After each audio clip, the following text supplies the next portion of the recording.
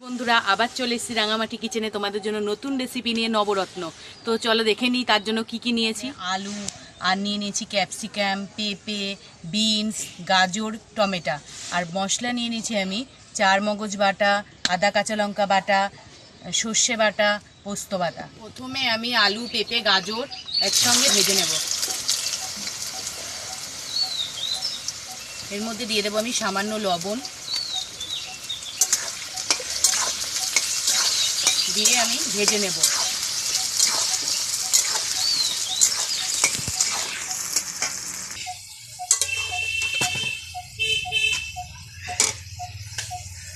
ভাজা হয়ে গেছে, এবারে আমি নামিয়ে ফেলবো।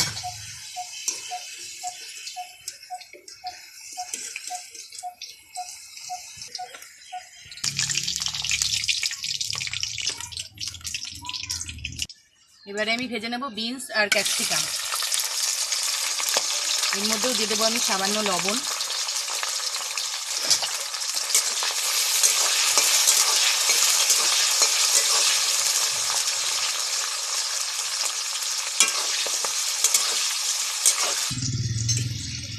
বিনস ক্যাপসিকাম আমার ভাজা হয়ে গেছে, এবার আমি নামিয়ে নেব।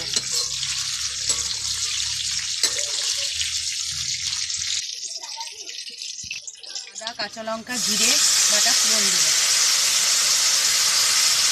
আমি এখানে নিয়ে নিয়েছি 1 টুকরো আদা আর 1 চামচ গোটা জিরে আর 4-5টি কাঁচা লঙ্কা। ঝাল তোমরা যেরকম খাবে সেরকম দেবে। আমি এখানে 5টি কাঁচা লঙ্কা ব্যবহার করেছি, তোমরা চাইলে বেশি দিতে পারো। আদা কাঁচা লঙ্কা জিরে আমার কষানো হয়ে গেছে, এবারে আমি দিয়ে দেবো সর্ষে বেটে রেখেছিলাম সর্ষে।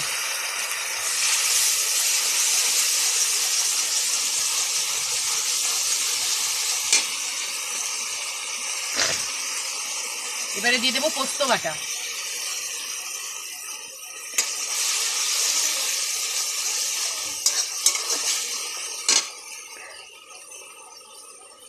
দিয়ে দেবো আমি স্বাদ অনুযায়ী লবণ। এবারে আমি দিয়ে দেবো চার মগজ বাটা,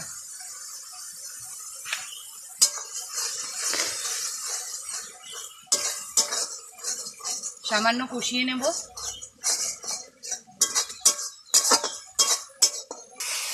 কষানো আমার হয়ে গেছে, এবারে আমি দিয়ে দেব সামান্য জল। মশলার বাটিগুলো ধুয়ে আমি জল রেখেছিলাম, সেই জলটা দিয়ে দিলাম।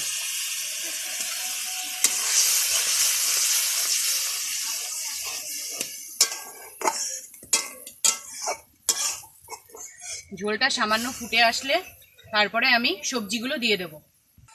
ঝোল ফুটে গেছে, এবারে আমি সবজিগুলো দিয়ে দেব।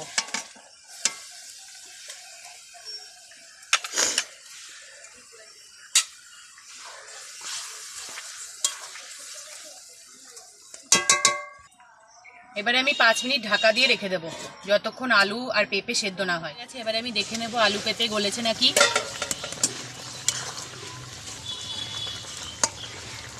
আলু পেঁপে আমার দুটোই গলে গেছে, এবারে আমি দিয়ে দেব টমেটো।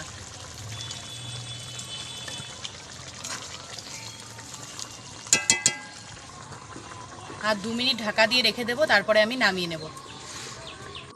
2 মিনিট হয়ে গেছে, এবারে আমি নামিয়ে নেব।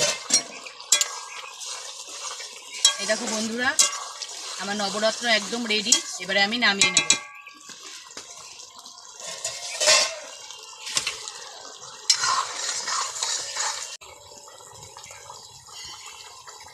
বাড়িতে বানিয়ে খেয়ে অবশ্যই আমাকে কমেন্ট করে জানাবে কেমন লাগলো। ভালো লাগলে আমার চ্যানেলটিকে লাইক, শেয়ার ও সাবস্ক্রাইব করতে কিন্তু ভুলো না।